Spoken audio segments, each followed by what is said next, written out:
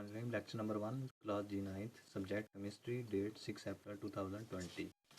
आज की diary, unit number 6, book page number 105, solubility and solute solvent interaction, ये topic होगा हमारा। और साथ में शॉर्ट क्वेश्चन नंबर 9 और 10 और साथ में long question number 5। Topic start करते हैं। Solubility and solute solvent interaction. Solubility से मुराद किसी भी सोल्यूट की सोल्यूशन के अंदर हल होने की सलाहियत होती है, जबकि सोल्यूट सॉल्वेंट इंटरेक्शन सोल्यूट और सॉल्वेंट के आपस में ताल्लुकात को कहा जाता है। तो सोल्यूशन का जो बनना होता है वो सोल्यूट और सॉल्वेंट से होता है। तो किसी भी सोल्यूशन के बनने के लिए कुछ कंडीशंस दरकार होती हैं। मसलन फर्स्ट कंडीशन है solute particles must separate. Solute के पार्टिकल्स जो हैं वो अलग-अलग हों। मसलन फ़र्ज़ करें मेरे पास सोल्यूट है NaCl, तो इसके पार्टिकल्स Na पॉजिटिव और Cl नेगेटिव, इनका अलग होना ज़रूरी है ताकि ये जाके सॉल्वेंट के पार्टिकल में हल हो सके। दूसरी condition, solvent particles must separate. Solvent के पार्टिकल्स को भी अलग होना चाहिए ताकि वो स्पेस दें सोल्यूट के पार्टिकल्स को आने के लिए, हल होने के लिए। मसलन ये देखें, वाटर के मॉलिक्यूल्स सॉल्वेंट हैं, ये इस तरह पड़े होते हैं और जब सोल्यूशन बनना होता है ये स्पेस देते हैं, Na यहाँ पे आके दो वाटर के मॉलिक्यूल्स में आके हल हो जाता है। तीसरी condition, solute and solvent particles must attract. इनको अट्रैक्ट भी करना चाहिए, वाटर के मॉलिक्यूल्स को या सॉल्वेंट के मॉलिक्यूल्स को और सोल्यूट के मॉलिक्यूल्स को आपस में अट्रैक्ट करना चाहिए ताकि सोल्यूशन बन जाए। हम एग्जांपल से इसकी वजाहत करेंगे। फॉर एग्जांपल, ये हमारे पास कोई भी ठोस होता है, NaCl फ़र्ज़ करें मेरे पास ये NaCl है। यानी इलेक्ट्रोस्टैटिक फोर्स इनके दरमियान होती है, इनके पार्टिकल्स के दरमियान, Na और Cl के दरमियान, यानी Na पॉजिटिव और Cl नेगेटिव। यहाँ पर पॉजिटिव से मुराद Na पॉजिटिव और नेगेटिव से मुराद Cl नेगेटिव। तो उनके दरमियान ये इलेक्ट्रोस्टैटिक फोर्स होती है, इन्हें सोल्यूट सोल्यूट इंटरेक्शन भी कहा जाता है। तो जैसे कि हम फर्स्ट कंडीशन पढ़ गए हैं कि सोल्यूट सोल्यूट इंटरेक्शन को टूटना चाहिए ताकि Na अलहदा और Cl अलहदा। होता क्या है, जब हम NaCl को किसी भी वाटर या सॉल्वेंट में डालते हैं तो फ़र्ज़ करें कोई भी वाटर का मॉलिक्यूल इनके करीब आता है, तो फ़र्ज़ करें नेगेटिव साइड, वाटर की नेगेटिव साइड पॉजिटिव के करीब आती है तो अट्रैक्शन बन जाती है, यानी वाटर की नेगेटिव साइड के दरमियान और Na पॉजिटिव के दरमियान अट्रैक्शन बन जाती है। इसको कहते हैं सोल्यूट सॉल्वेंट इंटरेक्शन।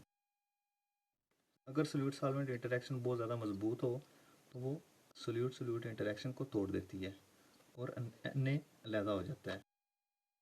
फर्ज करिए Na अलहदा हो गया तो इसके गिर्द वाटर की नेगेटिव साइड इसको घेर लेगी, तो उनके दरमियान एक अट्रैक्शन बन जाएगी। इस तरह Na वाटर में हल हो जाएगा। इसी तरह नेगेटिव साइड होती है, कोई भी वाटर का मॉलिक्यूल वाटर की पॉजिटिव साइड सोल्यूट की नेगेटिव साइड को अट्रैक्ट करती है। फॉर एग्जांपल H पॉजिटिव को Cl नेगेटिव अट्रैक्ट करती है, तो इस तरह ये भी इस क्रिस्टल से निकाल देती है और अलहदा हो जाती है। तो वाटर की पॉजिटिव साइड इसको घेर लेती हैं और इनके दरमियान भी अट्रैक्शन बन जाती है।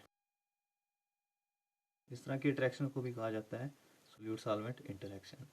अगर सोल्यूट की आपस में अट्रैक्शन बहुत ज़्यादा मजबूत हो, सोल्यूट वाटर के मॉलिक्यूल्स सोल्यूट को अलहदा ना कर सकें, तो फिर सोल्यूशन नहीं बन सकता।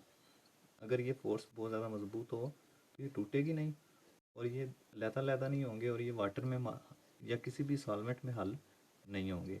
तो इनके हल होने के लिए ज़रूरी है ये फोर्स टूटे, सोल्यूट सोल्यूट अट्रैक्शन कमज़ोर हो और सॉल्वेंट सोल्यूट अट्रैक्शन बहुत ज़्यादा मजबूत हो ताकि सॉल्वेंट और सोल्यूट आपस में अट्रैक्ट होकर सोल्यूशन बना दें। तो बुक पे भी कुछ इसी तरह का दिखाया गया है। फॉर एग्जांपल, ये हमारा टॉपिक है solubility and solute solvent interaction.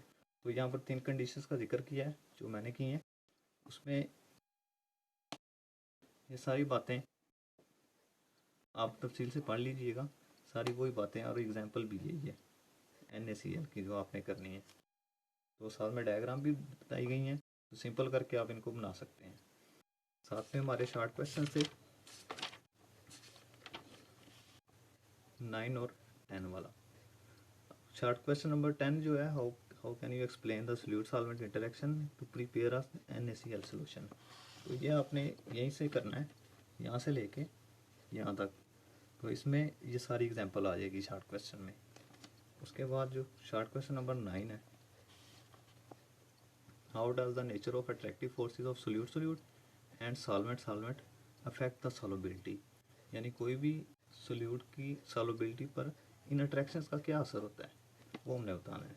तो ये 60 क्वेश्चन आप लिख लीजिएगा, ये मैं लिखा हुआ है, यहाँ से याद कर लीजिएगा।